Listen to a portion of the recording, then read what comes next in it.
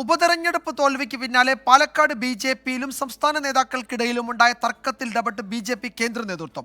പ്രശ്നപരിഹാരത്തിനായി കേന്ദ്ര നേതൃത്വം കേരളത്തിലെ നേതാക്കളുമായി ചർച്ച നടത്തും.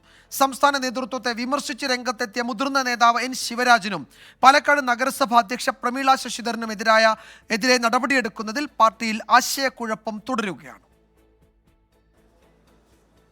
സംസ്ഥാന ബി.ജെ.പിയിൽ സമാനതകളില്ലാത്ത പ്രതിസന്ധി തുടർന്നതോടെയാണ് പ്രശ്നപരിഹാരത്തിനുള്ള നീക്കങ്ങൾ കേന്ദ്ര നേതൃത്വം ആരംഭിച്ചത്.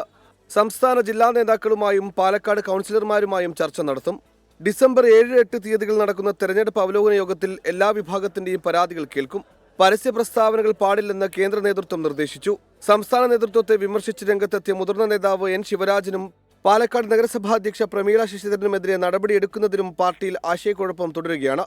ഇവർക്കെതിരെ നടപടിയെടുത്താൽ പാലക്കാട്ടെ കൗൺസിലർമാർ പാർട്ടി വിടുമോ എന്ന ആശങ്കയുണ്ട്.